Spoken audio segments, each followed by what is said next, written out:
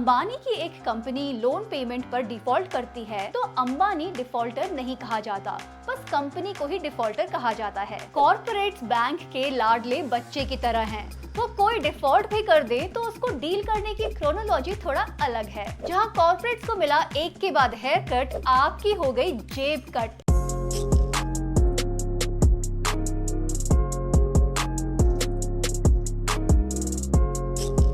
Recently एक RTI में top 100 loan defaulters के कारनामों का पता चला। 2019 तक इनका टोटल कर्ज 8.44 लाख करोड़ था और इसका आधा एनपीए या बैड लोन डिक्लेयर हो गया। मतलब कहाँ गया लोन?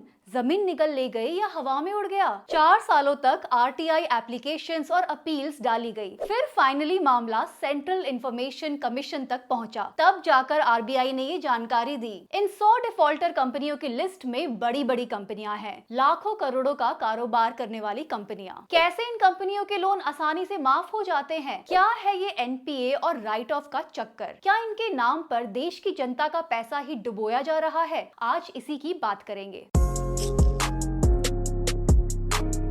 नॉन परफॉर्मिंग एसेट्स, जिन्हें बैड लोन भी कह देते हैं, वो लोन है, वो कर्जा है जिसके वापस मिलने की कोई उम्मीद नहीं है। आपकी लाइफ में भी छोटे मोटे ऐसे दोस्त रहे ही होंगे जिन्हें आपने लोन दिए और फिर वो आपकी जिंदगी में नॉन परफॉर्मिंग आदमी हो गए। पर बैंकों का कर्जा कोई हजारों लाखों की बात नहीं है। बैंकों का दिया हुआ कर्जा कई लाख करोड़ों में है। ये इतना है जैसे कई राज्यों का साल का बजट होता है। मार्च 2015 में total NPAs non performing assets 3.23 lakh crore थे। मार्च 2018 में ये 10.36 लाख करोड़ तक पहुंच गए, जो देश की हिस्ट्री में हाईएस्ट है। मार्च 2023 में ये कम होकर 5.71 लाख करोड़ पे आ गए। क्या अचानक से सारी डिफॉल्टर कंपनियों ने टाइम पे लोन वापस करना शुरू कर दिया? क्या आरबीआई ने कुछ कड़े नियम लागू कर दिए? जी नहीं, ऐसा कुछ नहीं हुआ। बैंक्स ने ही इनके लोन राइट ऑफ कर दिए। बैंक ने टेक्निकली इन्हें अपनी किताबों से हटा दिया ताकि उनकी बैलेंस शीट अच्छी दिख सके।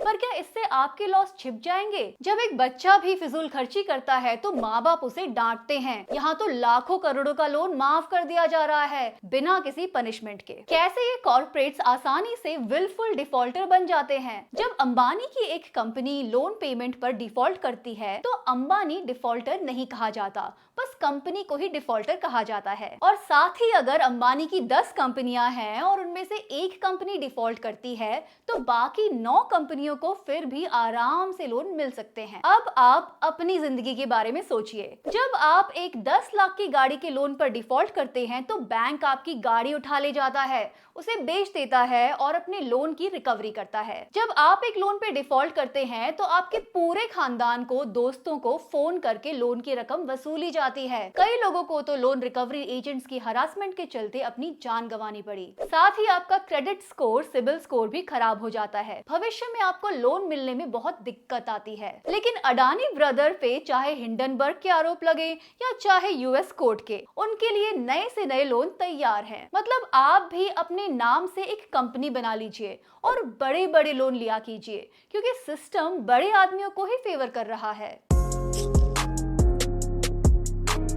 कॉर्पोरेट्स बैंक के लाडले बच्चे की तरह हैं। वो कोई डिफॉल्ट भी कर दे तो उसको डील करने की क्रोनोलॉजी थोड़ा अलग है। सबसे पहले होता है रीनेगोशिएशन। क्योंकि कॉर्पोरेट लोन्स की रकम करोड़ों में होती है तो सबसे पहले बैंक लोन की शर्तों को रीनेगोशिएट करता है। पहले तो एक स्ट्रक्चरल रीएडजस्टमेंट का बकायदा रूल था, जिसमें एक कंपनी को ज्यादा टाइम दिया जाता था लोन रीपे करने के लिए। क्या 5 साल में नहीं दे सकते? ओके, तो 10 में दे दो। 5% बहुत ज्यादा है, चलो 3% दे दो। कंपनी प्रॉफिट नहीं बना रही, चलो थोड़ा और लोन ले लो, प्रॉफिटेबल हो जाओ, फिर चुका देना। ये सब रीनेगोशिएशंस क्लोज्ड डोर होती हैं। किसी को पता नहीं चलता कि कर्जे की शर्तों में क्या बदला गया और बैंक्स को कितना घाटा हुआ। यहाँ आम लोग जो घर, गाड़ी, एजुकेशन लोन ले रहे हैं, उन्हें जरा भी रियायत नहीं मिलती। उनसे कोई क्यों नहीं पूछता, अच्छा कोविड में नौकरी चली गई, कोई बात नहीं, कोई बात नहीं, लोन 10% पे नहीं 8% पे चुका देना। उल्टा आम लोगों को ईएमआईज के लिए दुगने रेट देने पड़ते हैं। स्टेप 2 है राइट ऑफ। जब नेगोशिएशन से काम नहीं चलता तो बैंक कर्ज का कुछ हिस्सा राइट ऑफ कर देता है, यानी कि माफ कर देता है। 1000 करोड़ का लोन था कोई नहीं 800 करोड़ दे दो, 800 भी नहीं तो 500 करोड़ दे दो, भगवान के नाम पर कुछ तो दे दो। कॉर्पोरेट्स के सामने बैंक्स की हालत ऐसी हो गई है जैसे शैतान बच्चे के सामने लाचार माँ बाप। बैंक इस कर्जे को बैड लोन कहकर अपनी बैलेंस शीट से निकाल देता है। बैलेंस शीट अच्छी दिखती है और इससे टैक्स लायबिलिटीज भी कम हो जाती हैं। स्टेप 3 में आता है आईबीसी प्रोसेस। 2016 में सरकार ने पार्लियामेंट से एक इंसॉल्वेंसी एंड बैंक्रप्सी कोड पास कराया। इसका आइडिया था बैंक्स के एनपीएस को कम करना और बैड लोन्स की मैक्सिमम रिकवरी करना। आईबीसी में दो तरह की चीजें होती हैं, रेजोल्यूशन जहां एक कंपनी दूसरी डिफॉल्टर कंपनी को टेक ओवर कर लेती है, मतलब कोड़ियों के दाम में खरीद लेती है। दूसरा है लिक्विडेशन, जिसमें दिवालिया होने के केस को बंद कर दिया जाता है और डिफॉल्टर के साथ एक कॉम्प्रोमाइज किया जाता है। सोचिए आपके घर के लोन के लिए अगर आपके पास भी ये सुविधा होती तो। खैर, नेशनल कंपनी लॉ ट्रिब्यूनल के तहत ये डिफॉल्टर्स के केस निपटाए जाते हैं। देश के लीगल सिस्टम में करोड़ों केसेस लटके पड़े हैं, पर एनसीएलटी बहुत फास्ट है। इसी साल सरकार ने उसका बजट बढ़ाने की मांग की है ताकि जल्दी से केसेस का निपटारा हो सके। एक नजर एनसीएलटी के निपटाए हुए केसेस की ओर दौड़ाएं। डीएचएफएल की लोन अमाउंट थी 91,000 करोड़।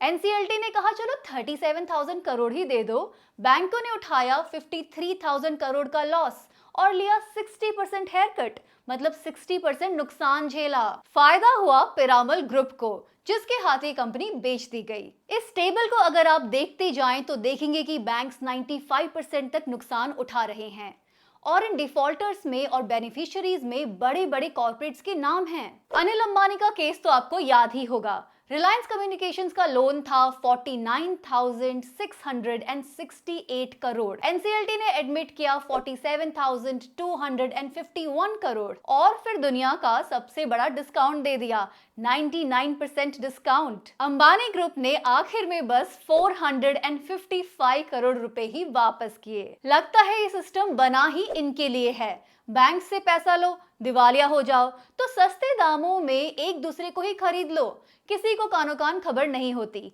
सारा प्रोसेस बंद कमरों में होता है। हाँ, कुछ बैंक्स के टॉप अधिकारी बाद में इन कंपनियों के बोर्ड ऑफ डायरेक्टर्स बन जाते हैं। रिसेंटली आरबीआई ने पिछले 5 साल का डेटा जारी किया। इन 5 सालों में 9.9 लाख करोड़ राइट ऑफ किया जा चुका है। टोटल रिकवरी जो हुई है वो है बस 18.70%। 9.9 लाख करोड़ में से बस 1.85 लाख करोड़ रुपए ही पिछले 5 सालों में रिकवर किए गए। इतना सब आईबीसी एनसीएलटी लगाया गया पर रिकवरी बस 18%। एग्जाम में भी कम से कम 33% लाने पड़ते हैं पास होने के लिए। यहाँ तो 18% रिकवरी पर ही जश्न मनाया जा रहा है। ये सरकार का सक्सेस है या फेलियर? जहां कॉर्पोरेट्स को मिला एक के बाद हेयर कट, आपकी हो गई जेब कट। आज कॉर्पोरेट लोन आसानी से 5 से 7% के रेट पर अवेलेबल है, जबकि एजुकेशन हाउसिंग लोन्स 10 से 12% पर मिल रहा है। मतलब सिस्टम ही नहीं चाहता कि आपके पास घर हो, अच्छी शिक्षा हो, लेकिन कॉर्पोरेट्स के पास मुनाफा कमाने के सारे विकल्प होने चाहिए। जब बैंकों का पैसा कॉर्पोरेट्स की तरफ बहाया जाएगा तो आपके लिए तो लोन की अवेलेबिलिटी कम हो ही जाएगी ना। कितने सालों से एफडी पर इंटरेस्ट रेट नहीं बढ़े हैं। लोग इन्वेस्टमेंट के लिए शेयर मार्केट में जाते हैं और वहां से धोखा खा के आते हैं। अब तो लोगों ने बैंकों में पैसा जमा करवाना ही कम कर दिया है। बैंक्स के डिपॉजिट कम हो गए हैं। आमदनी अठन्नी खर्चा रुपया वाले टाइम में पैसा है ही कहां जो बैंक में रखें। अब बैंक्स आम आदमी को डिपॉजिट बढ़ाने के लिए स्पेशल स्कीम्स ऑफर कर रहे हैं। ये क्या आपका ही प्लान था कि बैंक्स में पैसा जमा नहीं करेंगे तो बैंक्स कहां से कंपनियों को करोड़ों का लोन देंगे? Well played. पब्लिक बैंक्स को हर तरह से लूटा और निचोड़ा जा रहा है। एक तरफ वो बड़े लोन देने को मजबूर हैं, जैसे अडानी ग्रुप को एसबीआई से $2.6 बिलियन के लोन मिल चुके हैं। वहीं लोन्स को राइट ऑफ करने के मामले में भी एसबीआई सबसे आगे है। बैंक एम्प्लॉयज भी परेशान हैं, स्टाफ ओवरबर्डन है और नई रिक्रूटमेंट भी नहीं हो रही है। बैंक एम्प्लॉयज की 5 डे वर्क वीक की डिमांड को मान तो लिया गया है पर उसे लागू नहीं किया गया है। आखिर में ये हमारा ही पैसा है जो कॉर्पोरेट्स की तरफ बहाया जा रहा है। अच्छी सड़क, अच्छे स्कूल, हॉस्पिटल, साफ हवा, साफ पानी गायब हैं। ऐसे देश में हमें कॉर्पोरेट्स के मुनाफे की चिंता करनी चाहिए या लोगों की जिंदगियों की? क्यों हमारा पैसा राइट ऑफ होने की नौबत आती है? क्या हम बेटर रिकवरी मैकेनिज्म्स नहीं बना सकते या सरकार चाहती ही नहीं कि रिकवरी बेहतर हो? That's all for this week. Thank you for watching Crackonomics. मिलते हैं अगले हफ्ते टू क्रैक मोर इकोनॉमिक्स।